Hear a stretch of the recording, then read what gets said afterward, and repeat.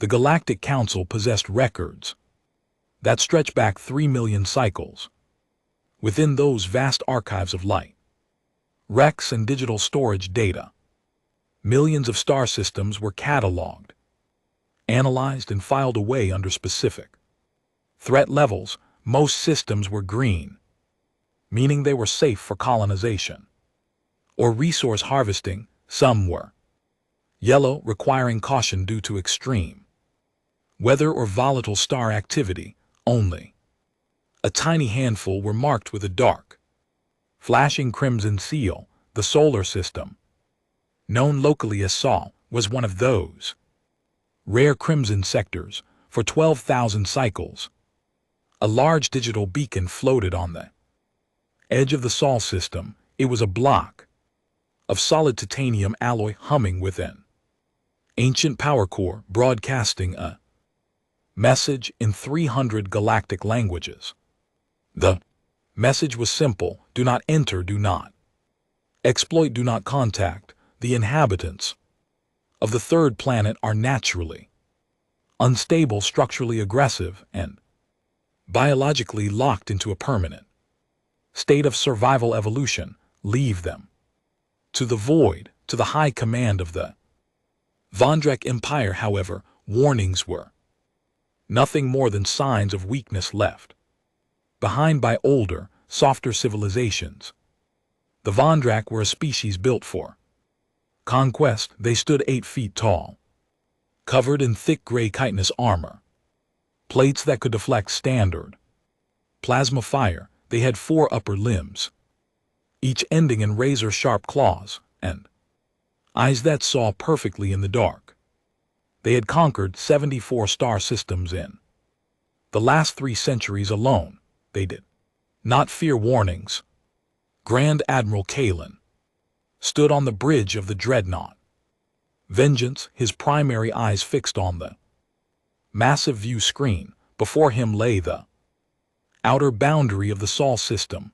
The cold blue gas giant Neptune hung in the distance like a quiet jewel. The beacon is still transmitting, Admiral, reported Subcommander Tross, his mandibles clicking in a rhythmic expression of mild boredom. It has been broadcasting the same warning since the first era of Council expansion. Shall we terminate the transmission? Kalen let out a low, rumbling growl from his deep chest. No, leave it. When we have taken this system and turned its resources into fuel for our empire, the beacon will serve as a monument to our supremacy. It will tell the galaxy that what the Council feared, the Vondrak mastered. Tell me of the primitive inhabitants. Troz tapped a set of commands into his glowing data console. The dominant species calls itself humanity. They are bipedal, soft-skinned, and possess no natural armor. Their bones are made of calcium, easily broken under heavy gravitational pressure. They lack any biological weapons such as venom or claws. They rely entirely on primitive mechanical tools and chemical-based energy systems. Our long-range scanners indicate they have occupied their home planet and have established small, fragile outposts on their moon and the 4th planet, which they call Mars. An intellectual race? Kalen asked, his voice dripping with casual disdain. Hardly, Admiral Troz replied, displaying a holographic map of Earth. They have spent the majority of their recorded history killing one another over lines drawn in the dirt of their own world. Even now, with their limited space technology, they remain divided into competitive factions. They are fractured, weak, and completely unprepared for a coordinated orbital invasion. Kalen turned away from the view screen and walked toward the center of the command deck. The bridge of the Vengeance was an immense room filled with dozens of crew members operating weapon stations, navigation arrays, and shield generators surrounding the flagship were 200 heavy cruisers, 50 troop transport carriers, and a massive supply fleet. It was an armada capable of breaking an entire sector. The Galactic Council believes that because a species is violent, it must be dangerous, Kalen said, looking at his senior officers. They do not understand that true strength comes from order, discipline, and superior technology. A Vondrak primitive is still a primitive. They fight with passion, which makes them sloppy. We fight with calculation. Prepare the fleet to cross the boundary. We will bypass their outer planets and establish a blockade directly around their home world. We will demand their total surrender within one solar cycle. If they refuse, we will burn their cities from orbit and harvest the crust of their planet. The invasion parameters are locked in, Admiral Draws said, crossing the Sol boundary in 3, 2, 1. The fleet broke through the invisible line monitored by the ancient Council beacon. As the ships moved forward, the ambient radiation of the deep cosmos seemed to shift slightly, but the Vondrak instruments registered nothing out of the ordinary. They were confident, they were unstoppable. The armada advanced past Uranus and Saturn, their massive thrusters leaving bright trails of ion plasma in the cold vacuum of space. Strangely, there were no defensive platforms, no automated orbital mines, no patrol ships.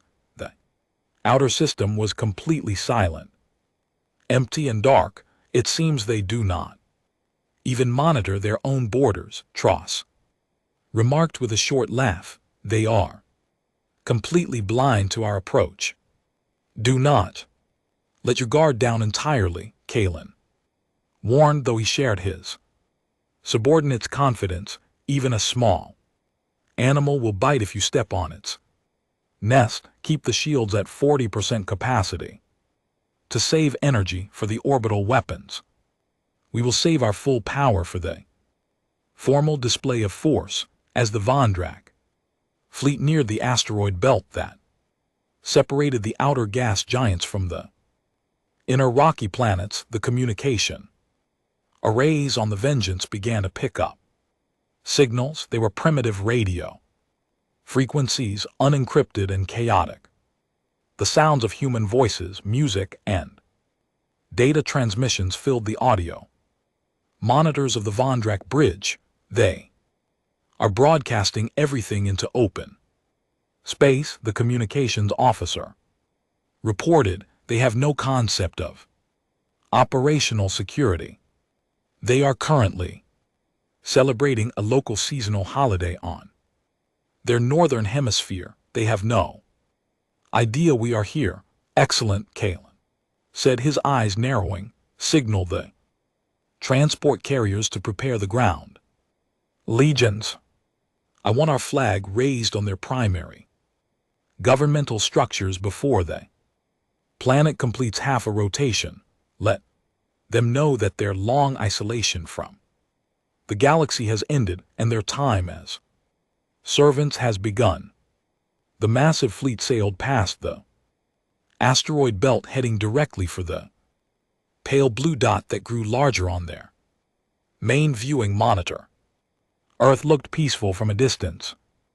It was covered in white clouds, vast blue oceans, and green continents. It looked like a paradise waiting to be taken, an easy prize for the greatest military power in the quadrant. On the bridge of the Vengeance, every Vondrak warrior felt a sense of incoming victory. They had done this many times before. The pattern was always the same. Arrive, terrify the locals, destroy their token resistance, and claim the world. They ignored the flashing red database files in their computers that contained the council warnings. They ignored the whispered legends of older species who claimed that Earth was a place where physical laws seemed to bend. To human willpower, they saw only a soft, unprotected world. They moved closer, passing the orbit of Mars. The red planet was quiet, its small human research station showing signs of life but no military activity. The humans there did not even attempt to flee. Target locked on the primary satellite of the third planet, TROS. Announced, "We will enter low Earth orbit in standard planetary configuration within 2 standard hours." Grand Admiral Kalin smiled, showing rows of sharp yellow teeth. "Commence the approach. Let us show these humans the true face of the universe." The fleet surged forward, closing the distance to Earth, but as the first scout ships crossed the orbital path of Earth's moon, something unexpected happened. The open radio transmissions that had been filling the Vondrak communication monitors suddenly stopped. The chaotic mix of human music, news, and digital chatter vanished in an instant, replaced by a deep, heavy silence. "Admiral," the communications officer said, his voice dropping in tone, "the signals, they have all gone dead at the source. The planet has gone completely silent." Kalin frowned. "Did they lose power?" "No, sir. The energy signatures from the planet's surface are still active. They didn't lose power. They intentionally stopped broadcasting. Every single frequency across the entire globe went dark at the exact same millisecond." Before Kalin could process this piece of information, the navigation officer called out, "Admiral, the scout ships, we have lost tracking on the forward vanguard." Kalin spun around to face the navigation console.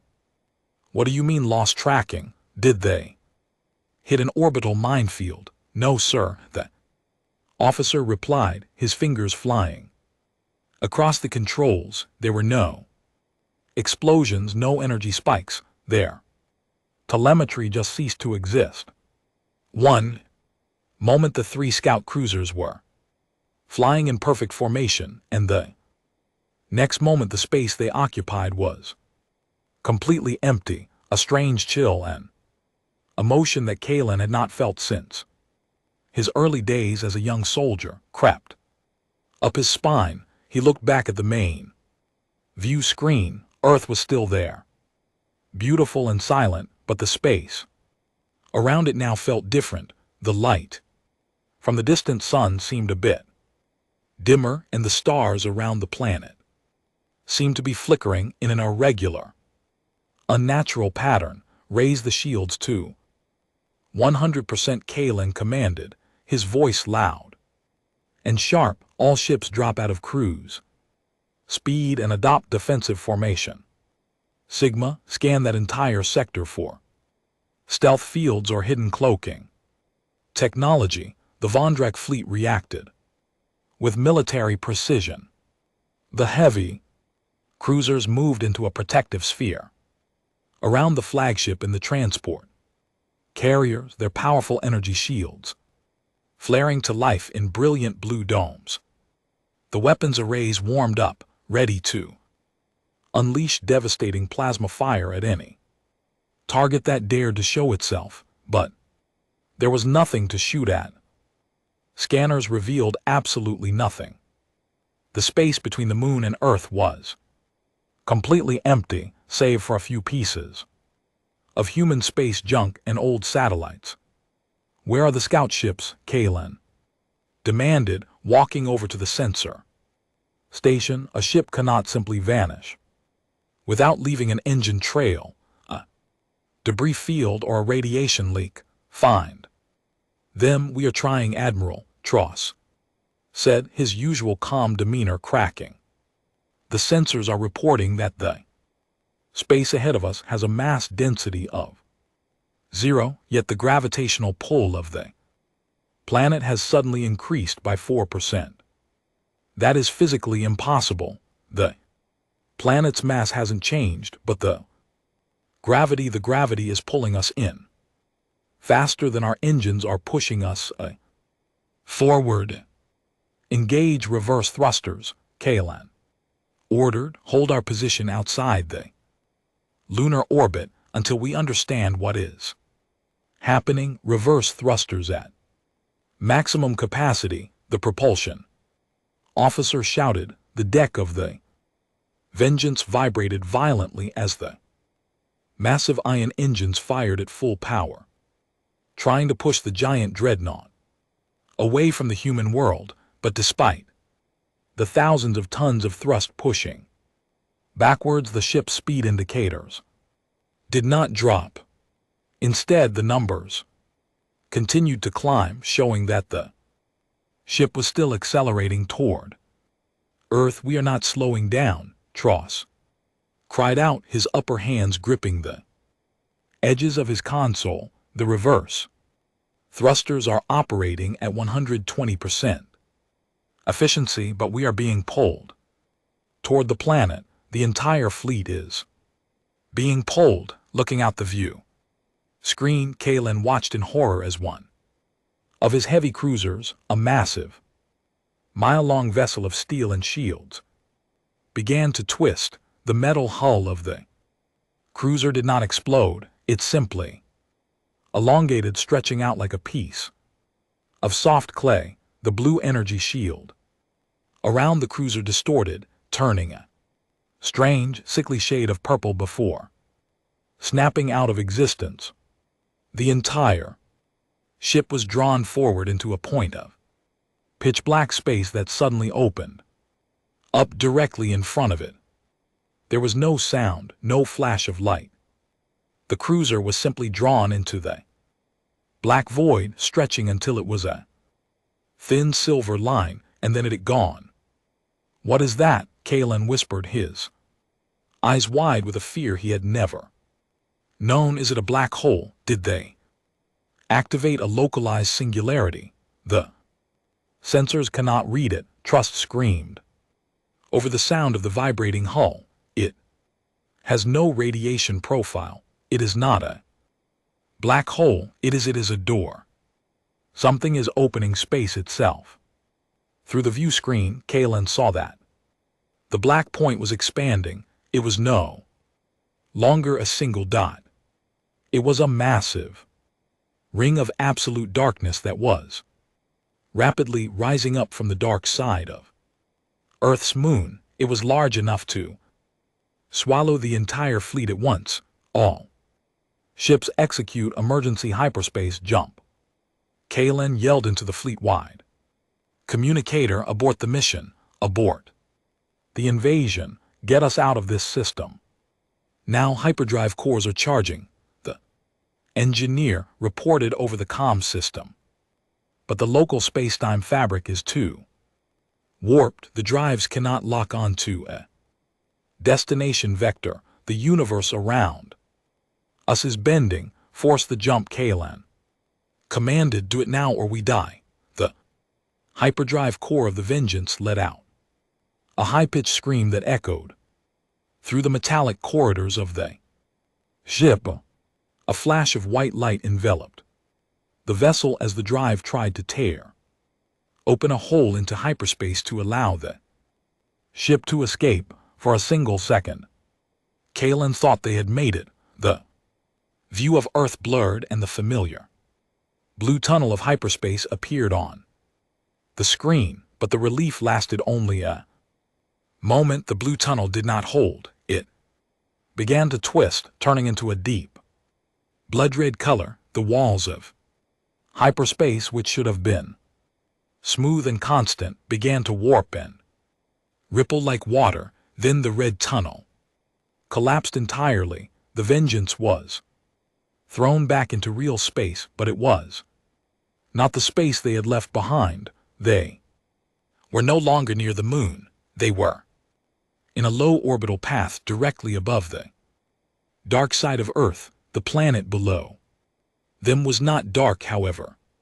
The entire night side of the human world was glowing with millions of glowing white Lines. They were not city lights, they were massive geometric circuits carved into the very crust of the continents. The oceans were shimmering with a faint, iridescent bioluminescence that throbbed. Like a heartbeat, the whole planet Tros whispered, dropping to his lower knees. The whole planet is a machine. Before anyone else could speak, the power on the Vengeance died completely.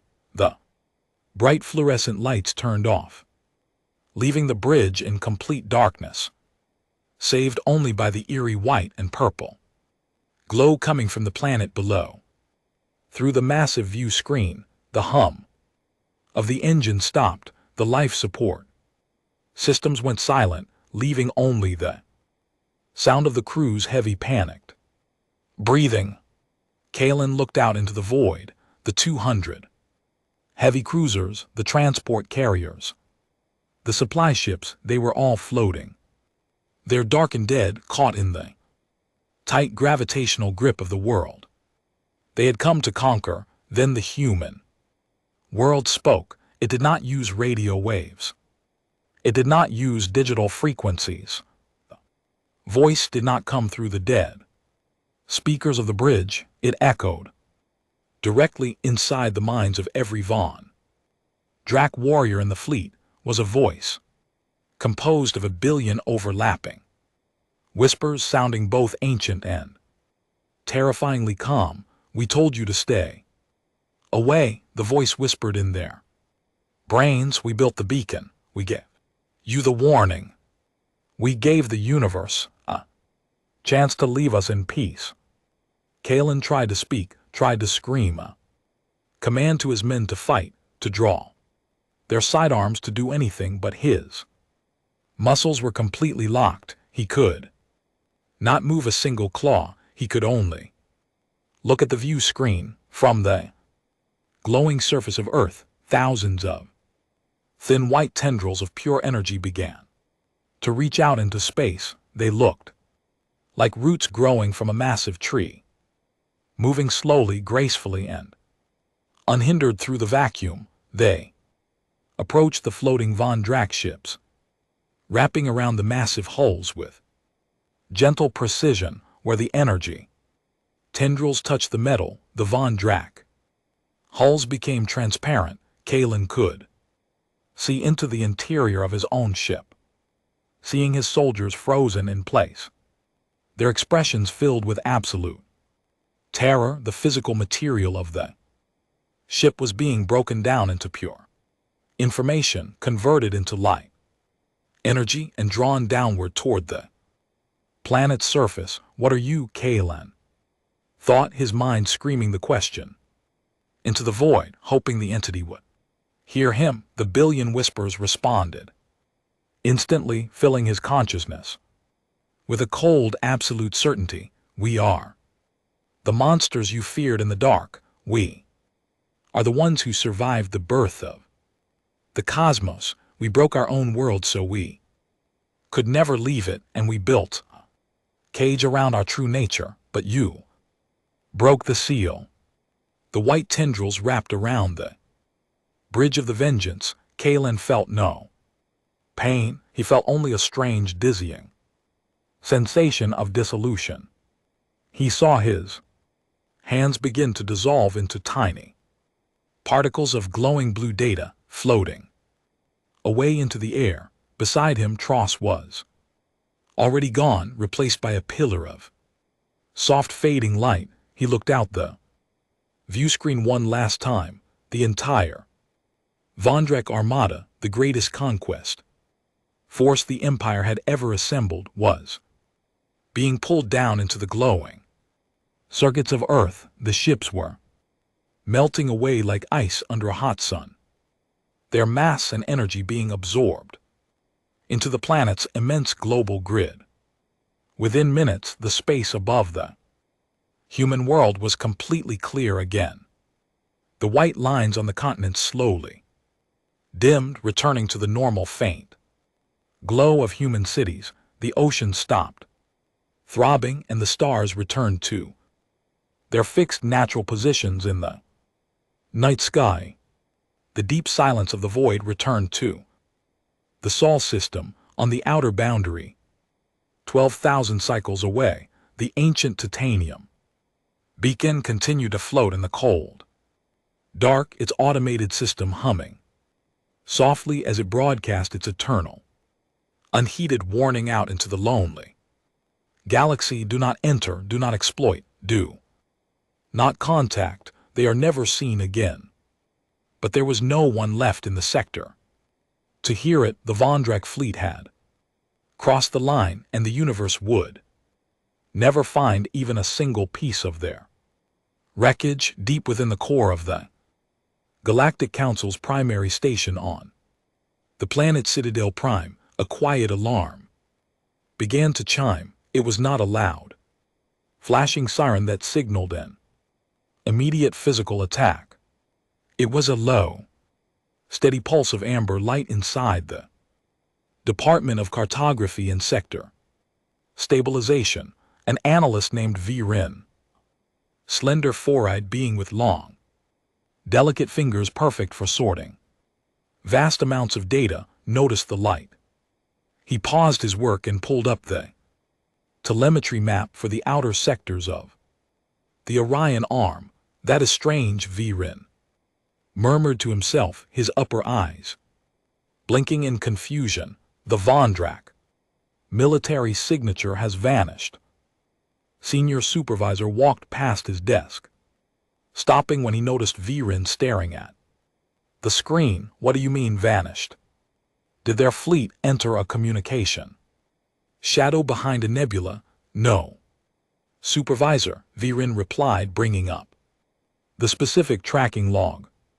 Grand Admiral Kaelin's fleet consisted of 254 vessels, including their command dreadnought. They entered Sector 44 Sol approximately 3 planetary rotations ago. Their signal strength was at maximum. Then 40 minutes ago their tracking markers blinked out, not one by one, as if they were engaged in combat, but all at once. The entire fleet register has dropped to 0. The supervisor's face paled, his skin changing from its natural blue tint to a dull sickly gray. Did you say Sol, the Crimson Sector? Yes, sir. The system with the ancient warning beacon. The supervisor stepped back, his hands trembling slightly. Remove it from the screen. Delete the tracking log from the active queue and archive it under natural anomalies. Do not speak of this to the lower staff. But sir, V-Rin protested, his lower eyes wide. An entire Vondrak armada cannot just disappear. The Vondrak High Command will demand answers. They will want to know if they were attacked by a rival empire, or if their ship suffered a massive mechanical failure. The Vondrak High Command can ask whatever they want, the supervisor said grimly, looking around to ensure no one else was listening. But they will not go into that system to find out, and neither will we. The Council has a policy regarding Sol. We do not investigate, we do not rescue, and we do not remember. Every species that has ever ignored that beacon has met the exact same fate. They go in, the sector goes quiet, and they are never seen again. Now do your job and delete the log.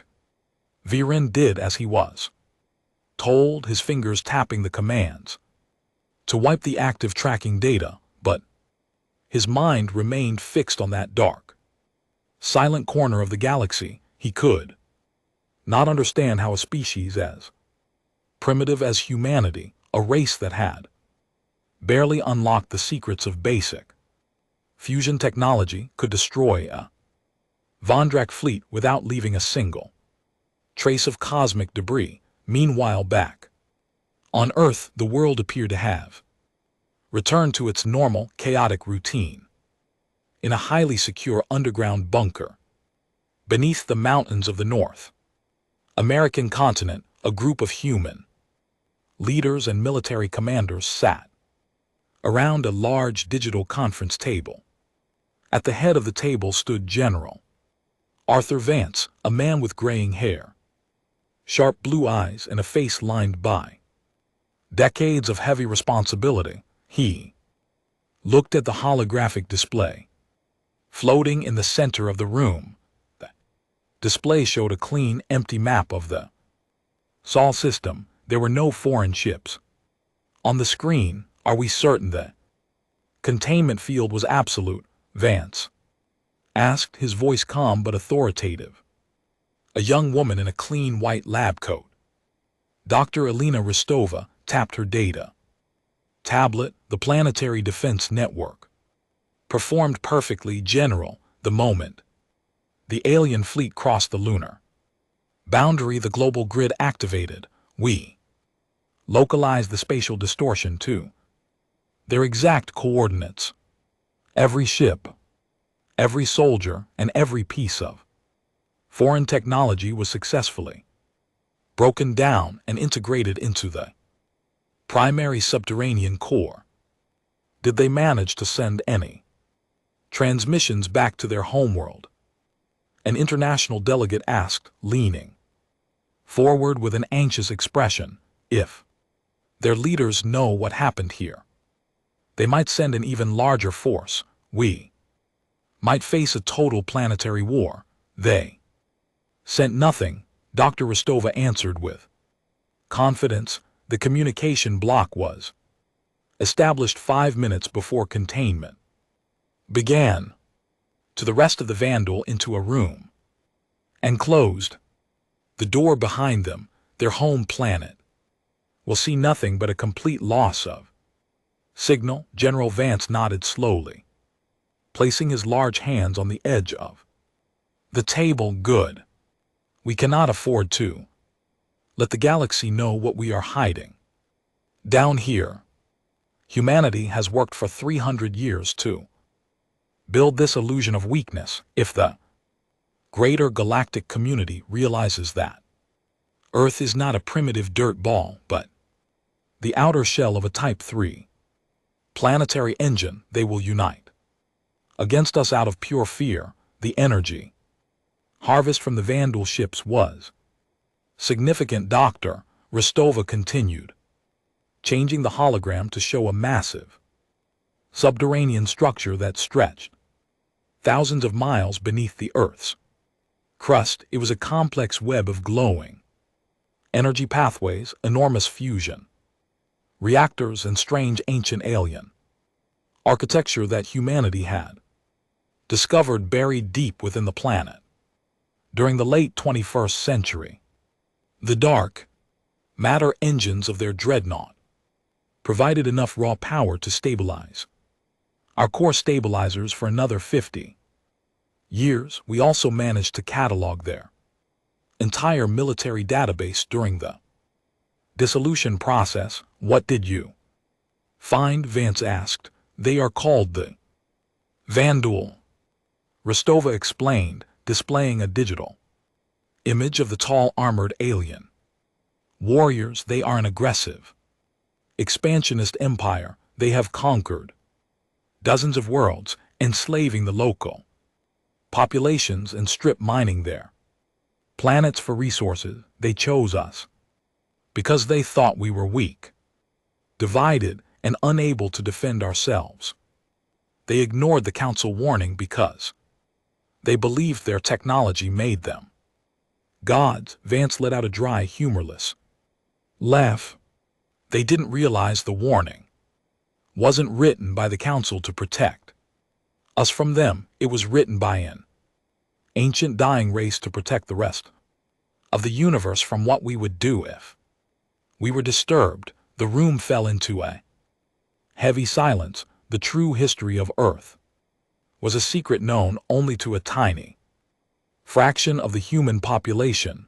The public believed they were living on a normal planet dealing with normal geopolitical problems like shifts and slow technological progress. They did not know that their entire world was a massive ancient fortress, a remnant of a cosmic war that took place long before the first human cities were ever built. Humanity was not native to Earth. They were the descendants of a warrior race that had fought a terrible war against an ancient devouring entity billions of years ago. To survive, their ancestors had hidden inside the hollowed-out shell of a massive artificial world, Earth, and had intentionally suppressed their own technology, memory, and history, entering a long sleep of evolution to hide from their enemies. They had become simple biological creatures, starting from scratch while the ancient machine beneath their feet slept, waiting for the day it would be needed again. "The core is stable then?" Vance asked, breaking the silence. "For now," Ristova said, "but the Vondrak are a persistent species. When their fleet fails to return, their emperor will eventually send scouts to investigate the last known location of their armada. They won't come with an invasion force. Next time, they will come with stealth ships, or they might hire mercenary corporate factions to do the dirty work. For them, the illusion of our primitive nature will become harder to maintain if we have to keep activating the planetary engine. Then we strengthen the illusion," Vance said firmly. "We let our space agencies continue their public missions, let them launch primitive chemical rockets, let them build small clunky space stations. Let the galaxy see a species that is struggling to leave its own atmosphere. The more foolish and weak we look, the safer we are. And if another fleet ignores the warning," the delegate asked. Vance looked at the empty space where the Vondrak fleet had once been.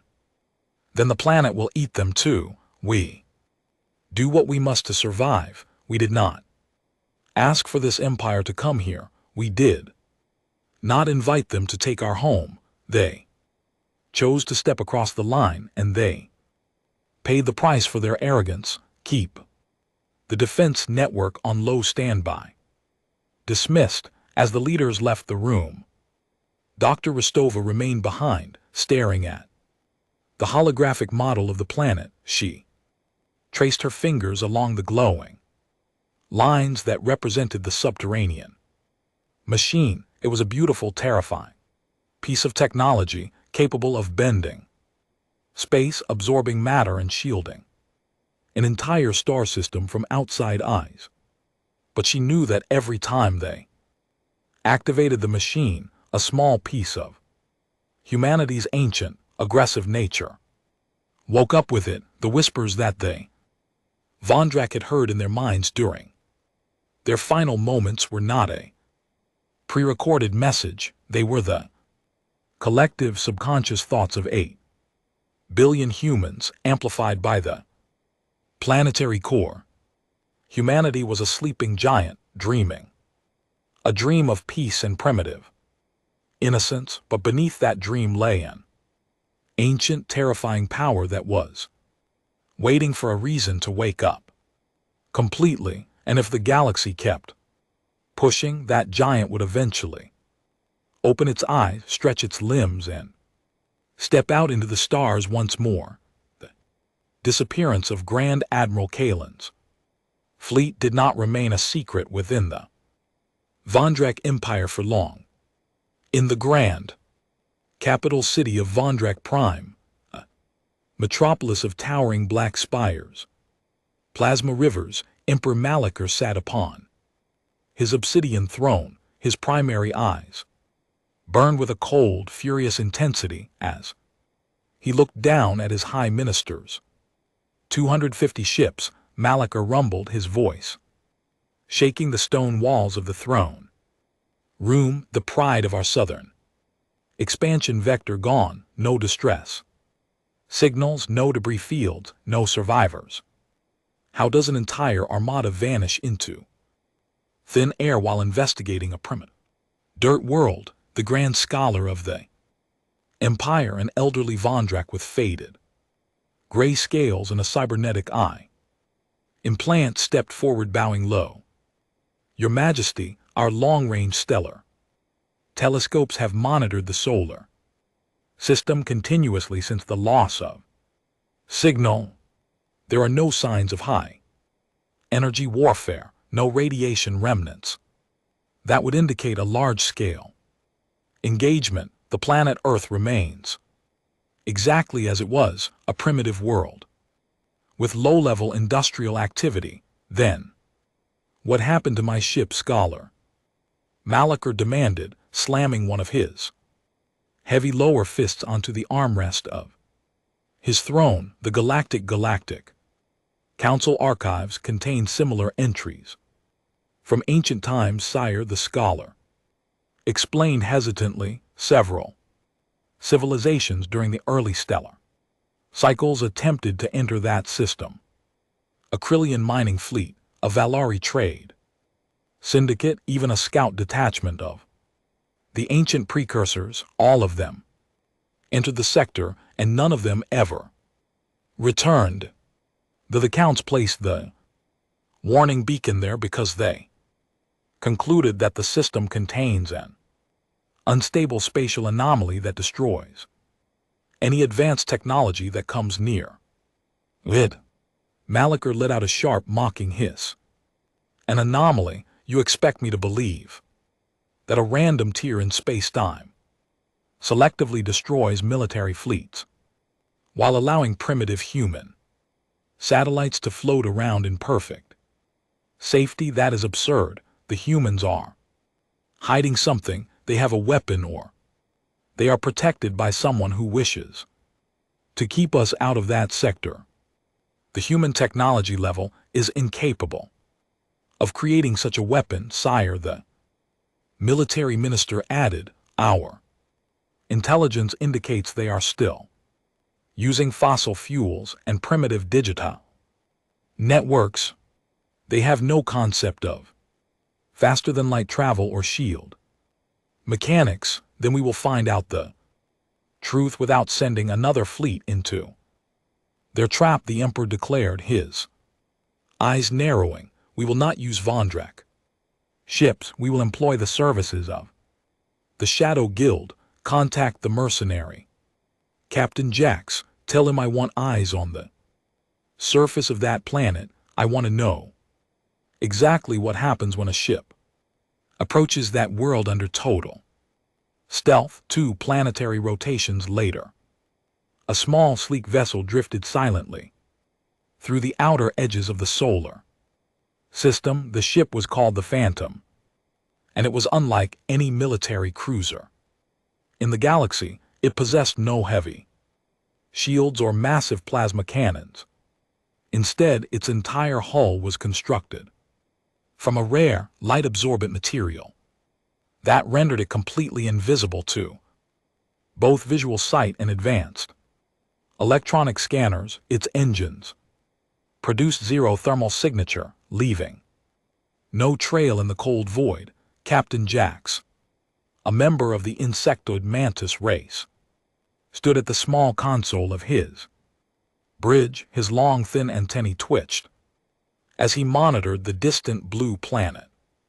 Jax was a professional. He had spent his life infiltrating restricted sectors, stealing corporate secrets, and exploring forbidden worlds for the highest bidder. He did not care about council warnings or imperial pride. He cared only about the massive payload of raw platinum credits the Vondrak Emperor had promised him. Approaching the outer boundary, his pilot reported. Her voice, a series of low clicks and whistles. The ancient council beacon is broadcasting to our left. Our stealth systems are functioning at 99% efficiency. The beacon's automated sensors have not detected our presence. Keep our speed low, Jax ordered, his multifaceted eyes reflecting the green light of his monitors. We are not here to fight, we are here to watch and listen if there is a weapon or an anomaly. I want our passive scanners to record its energy signature before it can target us. We get in, we drop a network of micro spies into their atmosphere, and we get out. The Phantom glided past the orbit of Jupiter, moving like a ghost through the shadow of the giant planet's moons. Jax monitored the human radio channels. Just as the previous reports had stated, the planet was filled with open, chaotic noise. Humans were talking about local politics, entertainment, and weather. It seemed completely normal, completely primitive, no signs of military readiness. Jax noted, recording his observations into his data log. The inhabitants are completely unaware of our approach. If there is a trap here, it is not an automated system controlled by the locals. As the stealth ship closed the distance to Earth, passing the orbit of Mars, Jax noted something strange on his passive sensor array. Space around the planet looked completely clear, but the background radiation of the universe, the faint hum left behind by the birth of the galaxy, was missing in a perfect sphere around the human world.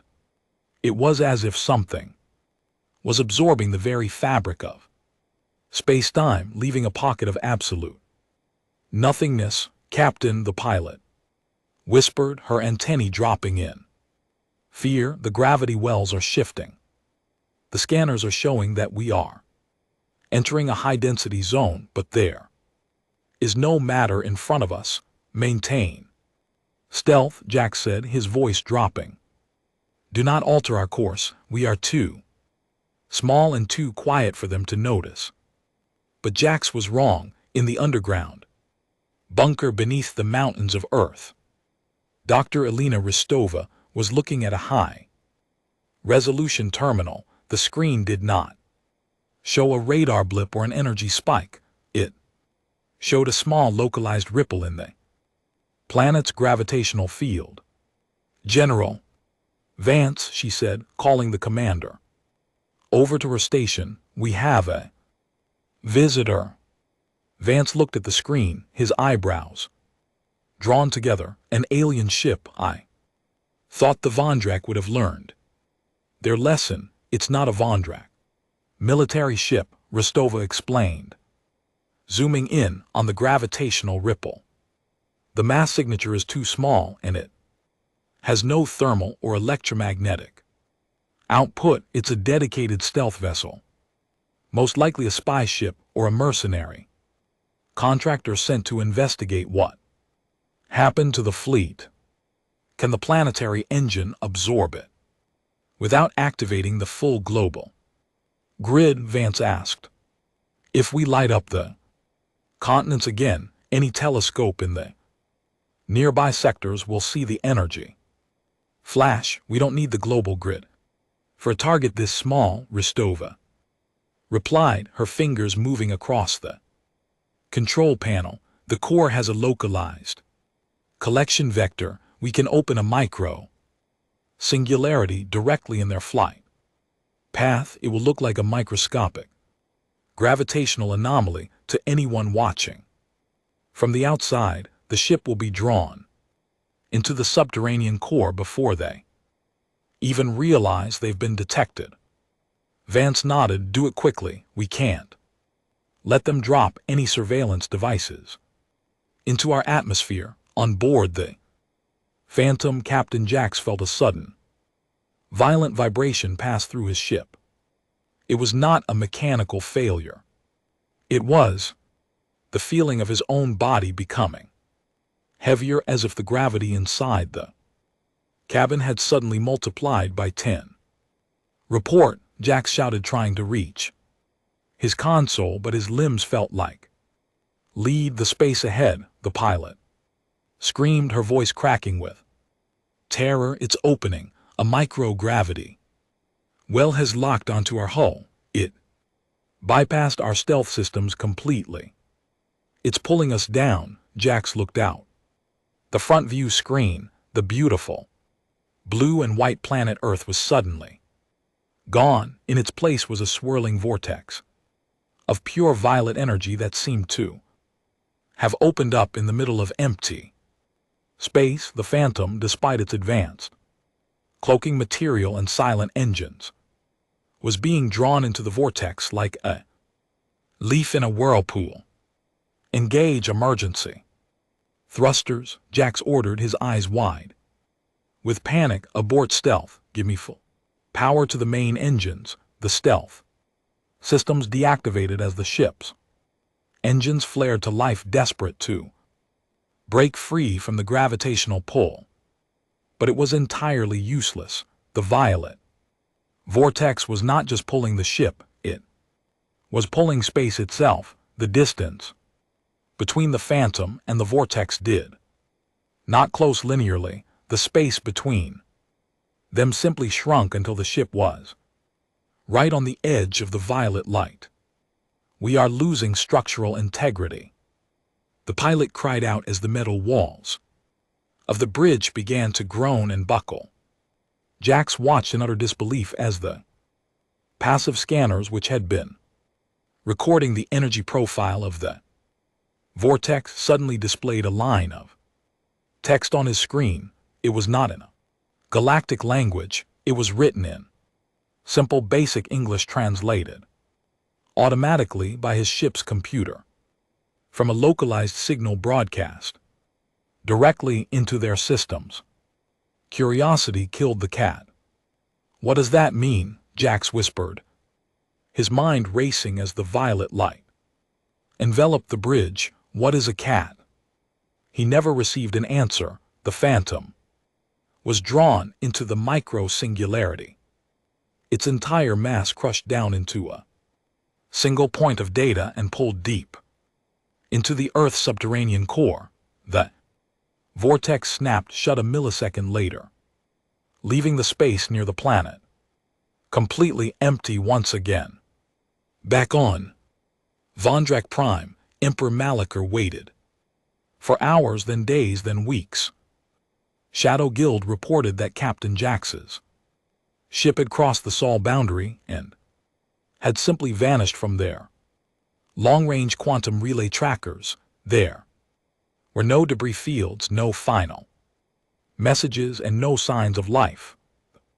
Mercenary Captain, his crew, and his advanced stealth ship had gone into human territory and were never seen again. For the first time in his life, Emperor Malachar felt a cold knot of dread form in the center of his chest. He looked out at his vast empire, realizing that there was something out there in the dark that his armies could not conquer, something that devoured everything that dared to look at it. The disappearance of the Vondrak fleet and the mercenary spy ship could not be hidden from the Galactic Council forever. Whispers began to spread through the corridors of Citadel Prime. Species from across the galaxy spoke in hushed tones about Sector 44 Sol, the forbidden territory where ships vanished without a trace. Some claimed it was a cursed region of space inhabited by ancient ghosts. Others believed that a massive cosmic predator had nested near the solar system, devouring anything that came near. The High Council determined to maintain order and prevent panic among the stellar empires, called an emergency closed-door session.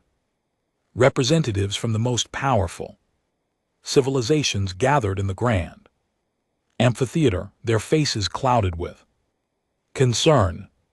At the center of the chamber stood Counselor Thuron, a wise and ancient being of the Alari race, known for their long lifespans and deep knowledge of cosmic history. He raised his hands to silence the murmuring crowd. We are here today to discuss the ongoing instability in the Sol sector, Thuron announced, his voice carrying clearly through the chamber, as many of you know, the Vondrak Empire recently lost a significant portion of its military forces within that sector.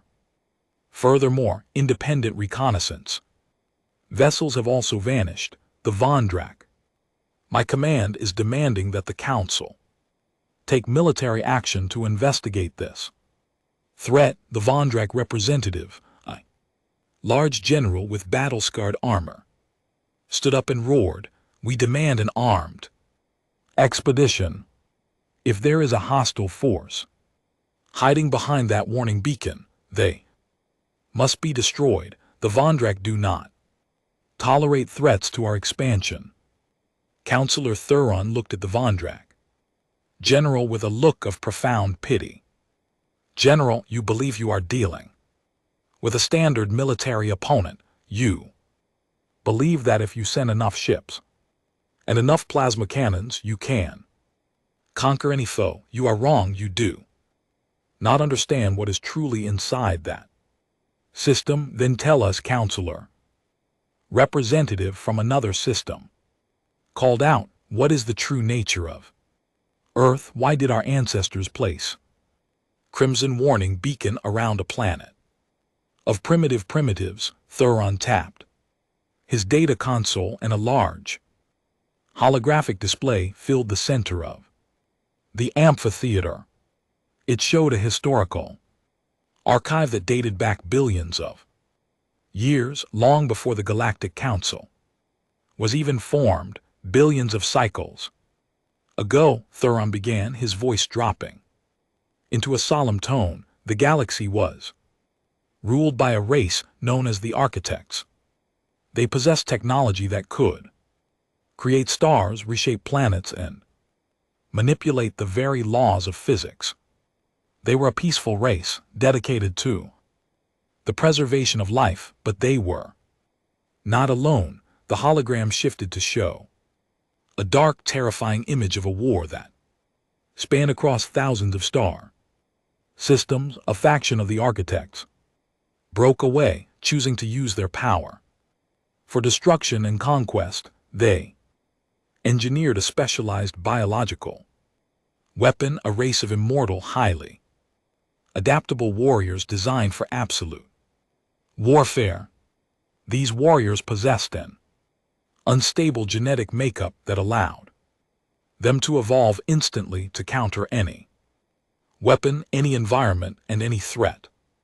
They felt no fear, no hesitation, and no mercy. They were called humanity.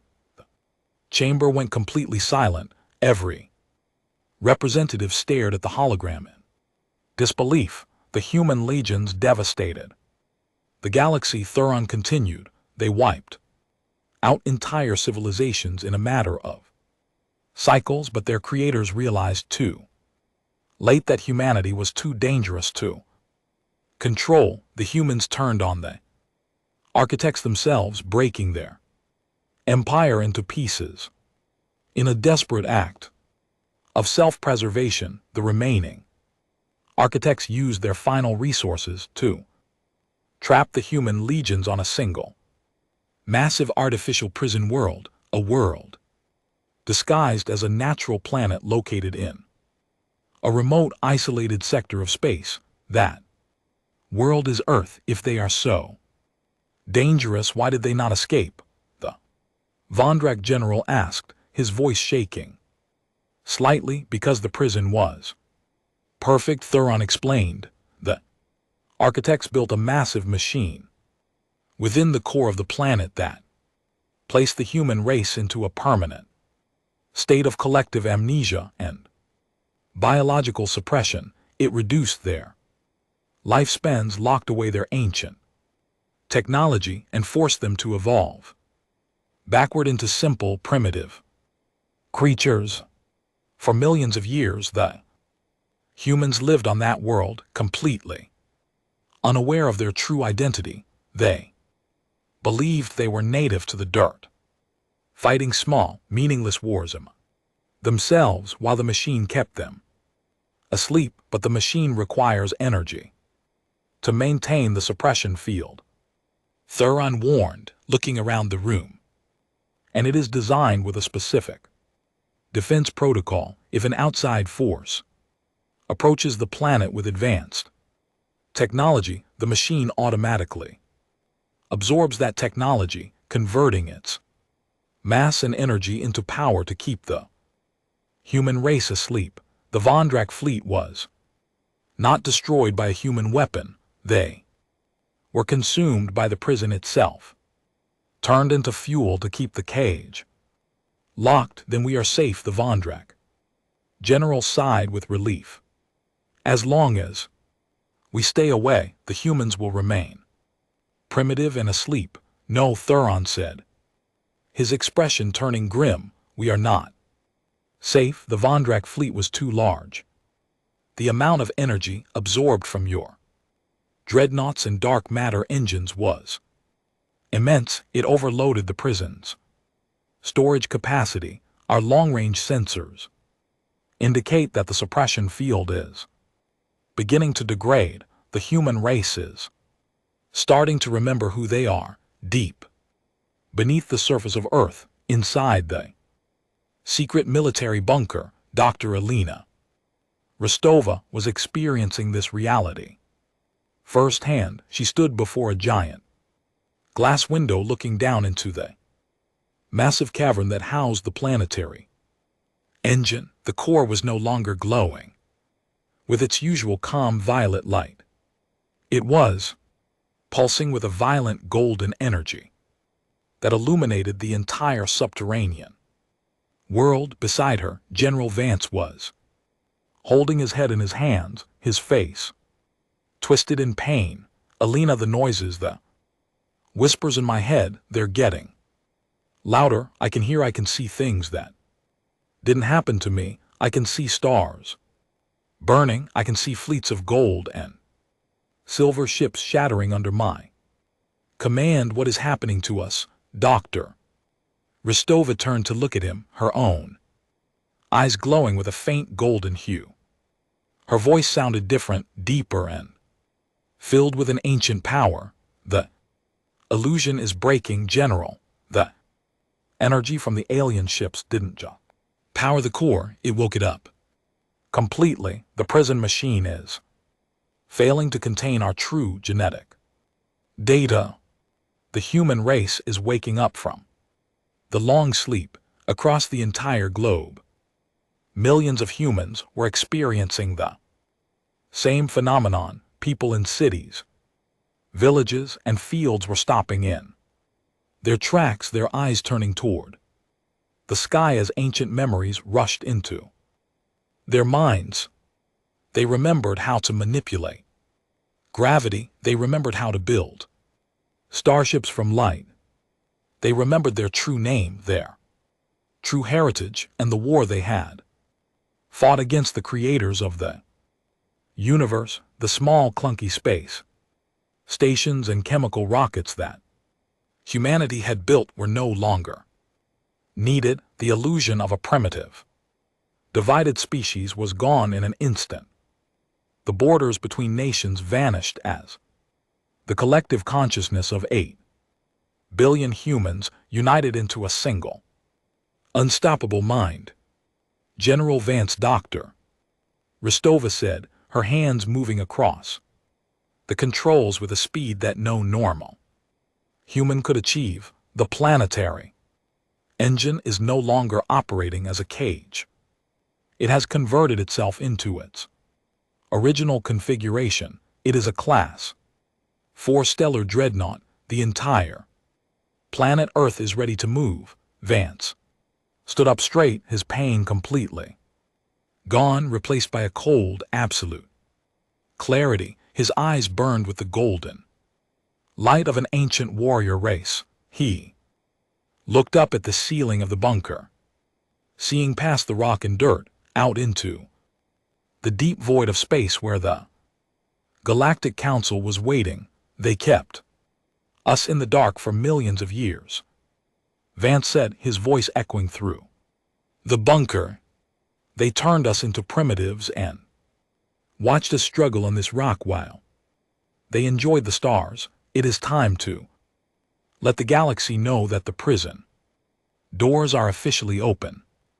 With a single thought from the united human consciousness, the planetary engine engaged on the surface of Earth.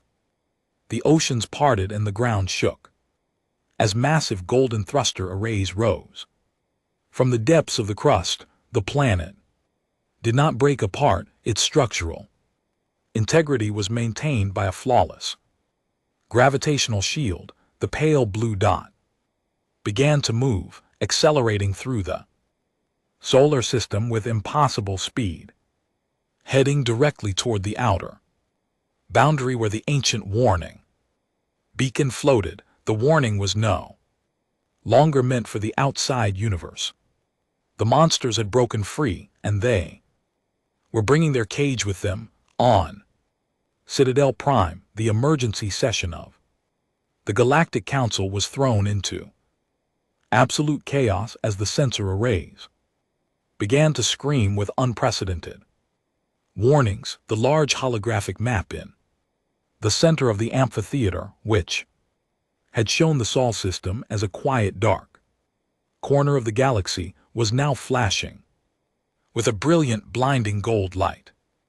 Counselor Thuron, the navigation officer, shouted, his voice filled with pure panic. The spatial anomaly in the Sol sector, it is moving. The mass signature of the third planet has broken orbit. Thuron gripped the edge of his podium, his ancient eyes wide with horror. What do you mean it has broken orbit?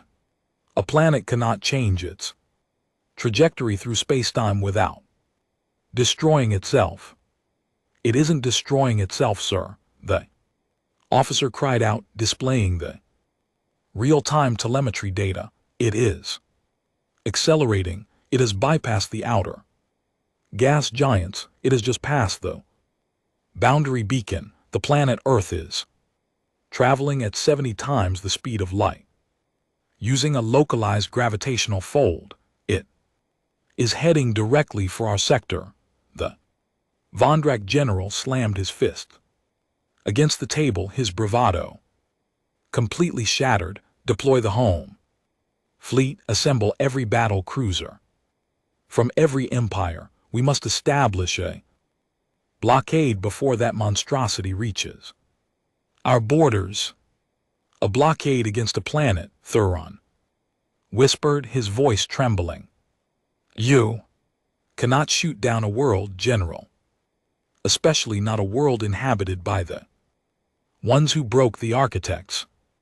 Within 3 planetary rotations, the human world arrived at the outer boundary of the Council's central sector, the sky above Citadel Prime, which was usually filled with the peaceful traffic ships and luxury liners, suddenly went dark. A massive spherical shadow blocked out the light of the local twin suns. The inhabitants of the capital planet looked up in absolute terror. Floating in low orbit was a massive rocky planet covered blue oceans and white clouds, but its underside was a glowing network of golden engines that throbbed with the power of 1,000 exploding stars.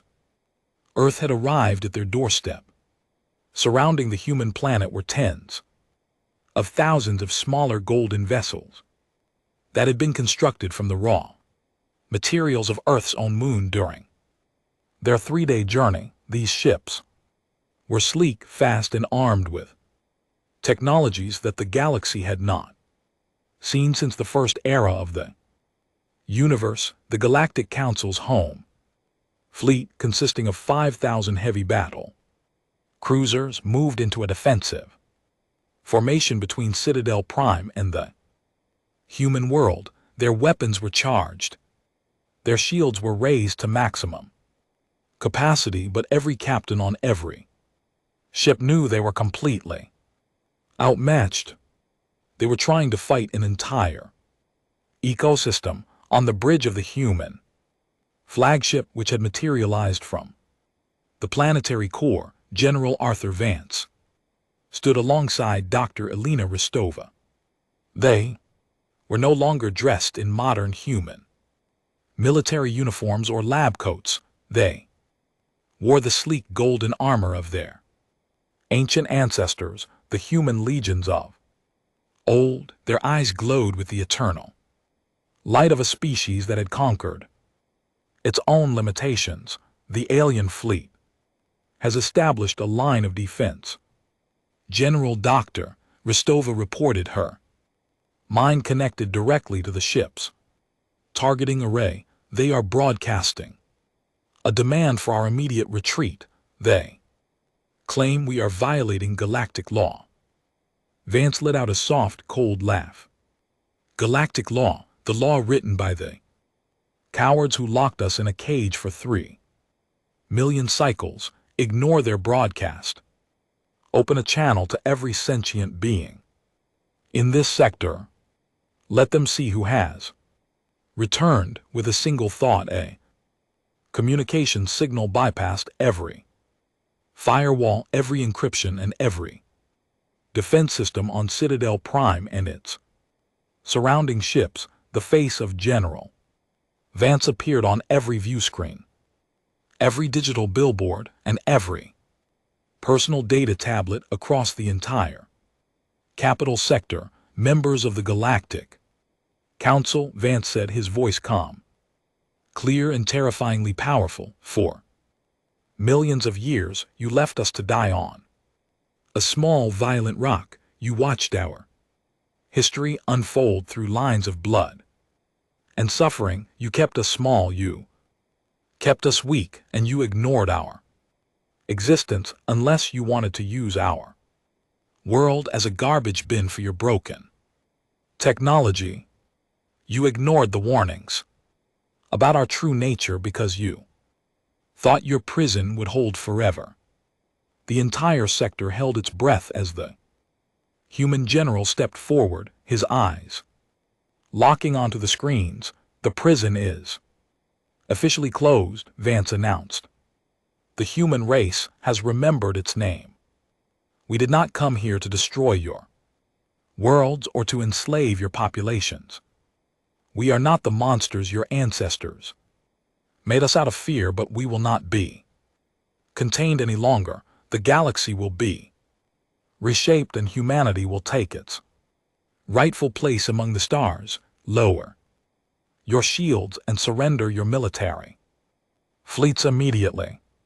If you choose to fight, we will show why your creators feared the day we would wake up. The Vondrak general on Citadel Prime, refusing to accept total defeat, screamed into his fleet communicator, "Fire, fire all weapons, destroy their flagship, burn their world." 1,000 Vondrak and Council cruisers opened fire simultaneously. Brilliant beams of plasma, antimatter torpedoes, and heavy particle lasers rushed through the void, heading directly for Earth and its golden fleet. The energy output was enough to crack a small moon into pieces, but the human world did not even attempt to dodge. As the destructive energy drew near, the golden circuits on Earth's continents flared to life. A massive global gravitational shield expanded from the planet's surface, forming a perfect mirror of pure spatial force. The alien weapons hit the shield and vanished. The energy was not absorbed.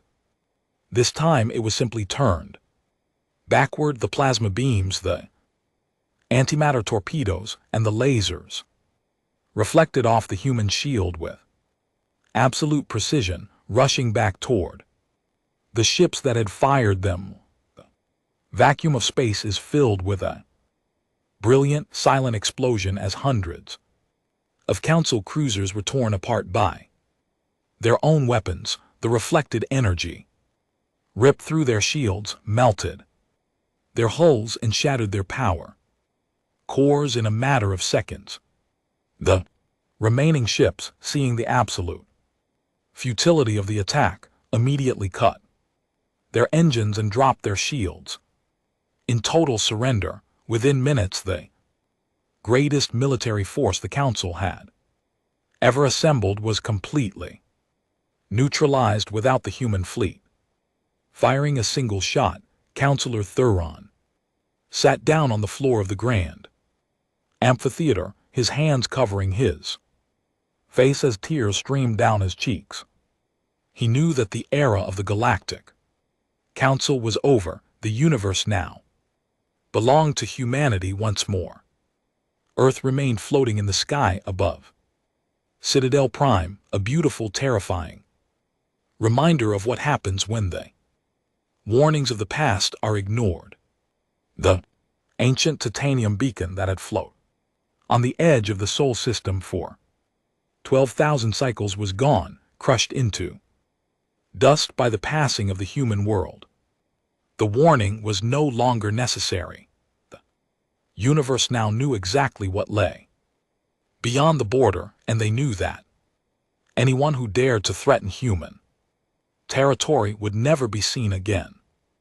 Humanity had broken its chains, and the stars would never be silent again.